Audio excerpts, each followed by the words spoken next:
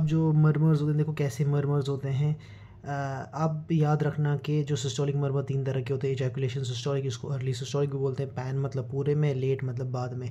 Aortic stenosis, क्रीसिंडो डिक्रेसिंडो murmur जो होता है वो अर्ली, और जिसको वो अर्ली सिस्टोलिक मर्मर है। इजैकुलेशन सिस्टोलिक मर्मर होता है। पल्मोनरी स्टेनोसिस भी अर्ली वाला होता है। टेट्रोलॉजी ऑफ फेलेट, और इसको बोलता है हाइपरट्रॉफी ऑब्स्ट्रक्टिव कार्डियोमायोपैथी भी early type of systolic murmur होता है। पैन सिस्टोलिक होता है।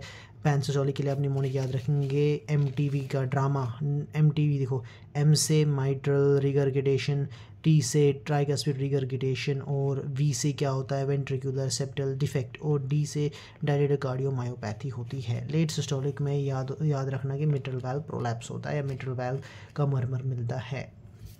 इसके बाद अब याद रखना कि डायस्टोलिक में भी 3 होते हैं, अर्ली, मिड और लेट। जो मैंने बोला था ना कि पल्मोनरी, देखो 1 ग्राम स्टील हमने पढ़ा था ना पल्मोनरी रिगरगिटेशन में, वो यहाँ पर होता है। ग्राम स्टील 2 जगह पर होता है, एक तो पल्मोनरी आर्टरी हाइपरटेंशन में और पल्मोनरी रिगरगिटेशन। अगर पहले ऑप्शन में पल्मोनरी आर्टरी हाइपरटेंशन दिया है, पल्मोनरी आर्टरी हाइपरटेंशन पहली प्रेफरेंस होगी, पल्मोनरी रिगरगिटेशन दूसरा होता है हमारे पास में। और एक और होता है एओर्टिक रिगरगिटेशन में भी होता है, ठीक है। फिर होता है मिड डायस्टोलिक मर्मर, उसमें आता है ऑस्टिन फ्लिंट मर्मर, जो हमने कहाँ देखा था, एओर्टिक रिगरगिटेशन में मिट्रल स्टेनोसिस का मिड डायस्टोलिक मर्मर, और एएसडी एट्रियोसेप्टल डिफेक्ट का मर्मर भी आता है। उसमें में लेट सिस्टोलिक मर्मर में सिर्फ एक आता है, रोमैटिक हार्ट डिजीज़ का, ठीक है।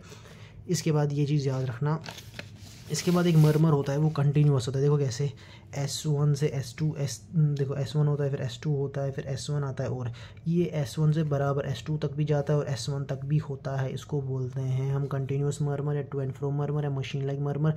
ये दिखता है, किस में दिखता है, ये दिखता है, इसके लिए निमोनिक याद रखना आप, कैप रिटर्न व्हेन, मतलब कैप रिटर्न कब करोगे। कैप का मतलब है C फॉर क्या होता है, कोरेक्टेशन ऑफ द एओर्टा।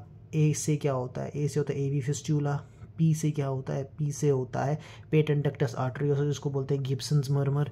रिटर्न का मतलब क्या होता है, आप बोलोगे रिटर्न का मतलब देखो रिटर्न तो मैंने ऐसे ही लिखा है, वी से होता है वीनस हम्प, ठीक है। ये हो गया ये। इसके बाद मैं आपको बोलता हूँ कि देखो ये होता है हमारा राइट एट्रियम, ये होता है right ventricle, left atrium, left ventricle.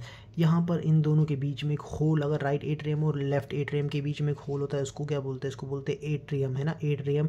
इसको बोलते हैं, इस लाइन को यहाँ सेप्टम होता है, एट्रियल सेप्टल डिफेक्ट। अगर वेंट्रिकल में होगा उसको बोलेंगे वेंट्रिकुलर सेप्टल डिफेक्ट, ठीक है। अब ये पल्मोनरी आर्टरी है और एओर्टा है। जब हम क्या होते हैं, जब बच्चे होते हैं माँ के पेट में होते हैं, तब पल्मोनरी आर्टरी और एओर्टा के बीच में कनेक्शन होता है जिसको बोलते हैं पेटेंट डक्टस आर्टरियोसिस। क्या बोलते हैं, पेटेंट, उसको बोलते हैं डक्टस आर्टरियोसिस। डक्ट है किसके बीच में, आर्टरीज है ना, पल्मोनरी आर्टरी और एओर्टा। जो आर्टरी सप्लाई करती है ना ऑक्सीजनेटेड ब्लड, इसमें याद रखना कि एओर्टा और पल्मोनरी आर्टरी के बीच में होता है डक्टस आर्टरियोसिस, उसमें वो ओपन होता है, इसलिए इसको बोलते हैं पेटेंट डक्टस आर्टरियोसिस। अगर ये कभी कभी ये बंद नहीं होता, कभी कभी ये बंद होता ही नहीं बच्चे में, तो ऑपरेशन करना पड़ता है। तो देखो इसके लिए हम ऑपरेशन से पहले एक दवाई दी जाती है, वो याद रखना, जिसका नाम क्या है, इंडोमेथैसिन या इबुप्रोफिन। अगर पहला ऑप्शन होगा तो आप इबुप्रोफिन करना, तो दूसरे ऑप्शन में आप इंडोमेथैसिन करना। फिर इसके बाद याद रखना एओर्टा के नीचे कभी एओर्टा को इसमें नैरो हो जाती है, जहाँ पर एओर्टा नैरो हो जाती है उसको बोलते हैं कोरेक्टेशन ऑफ द एओर्टा या नैरोइंग ऑफ द एओर्टा, और एक्सरे पे इसको बोलते हैं फिगर ऑफ 3 अपीयरेंस, ठीक है। Thank you.